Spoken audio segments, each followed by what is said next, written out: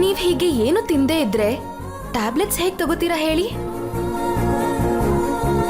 ಒಂದ್ 5 ನಿಮಿಷ ವೇಟ್ ಮಾಡಿ, ನಿಮ್ಗಿಷ್ಟ ಆಗಿರೋ ತಿಂಡಿನ ನಾನು ಈಗ್ಲೇ ಹೋಗಿ ಮಾಡ್ಕೊಂಡ್ ಬರ್ತೀನಿ.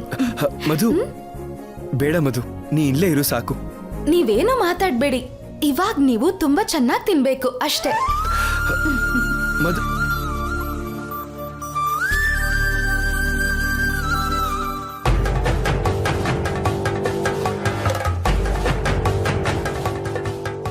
ಇವಳಿವಾಗ ತಿನ್ನೇನ್ ಮಾಡ್ತಾಳೋ?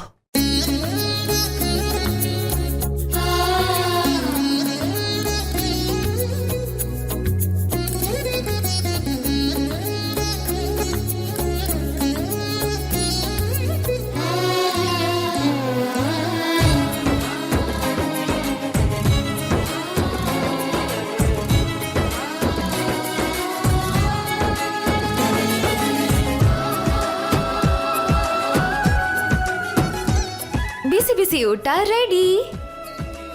ನನಗೆ ಇವಾಗ ಬೇಡ ಮಧು. ಬೇಡ ಅಂದ್ರೆ ಇಲ್ಲಿ ನಡೆಯಲ್ಲ.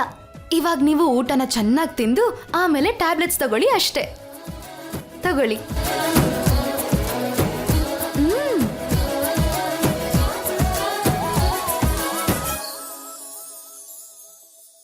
ಥ್ಯಾಂಕ್ ಯು ಮಧು.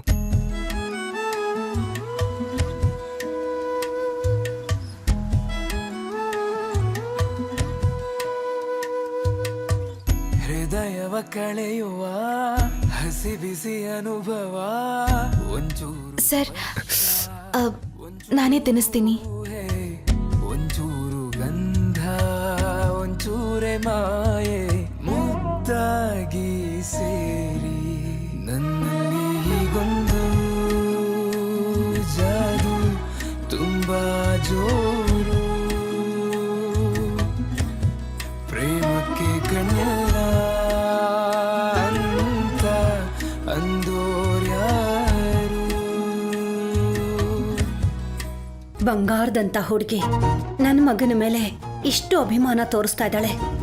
ಆ ಅಭಿಮಾನನೇ ಪ್ರೀತಿ ಅಂತ ಒಂದು ಮಾತು ನನ್ನ ಮಗನಿಗೆ ಹೇಳಿದಿದ್ರೆ ಎಷ್ಟು ಚೆನ್ನಾಗಿರ್ತಾ ಇತ್ತು.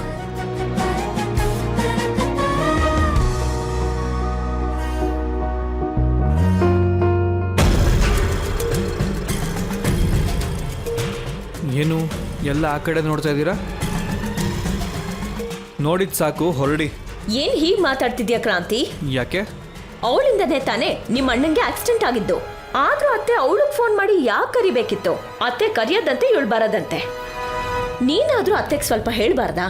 ಅಲ್ದೆ ಏನೋ ಈ ಮನೆ ಸೊಸೆ ಅನ್ನೋ ಹಾಗೆ ವಿರಾಟಕ್ ಸೇವೆ ಮಾಡ್ತಾ ಇದ್ದಾಳೆ. ನಾವೆಲ್ಲ ಇಲ್ವಾ ಇಲ್ಲಿ?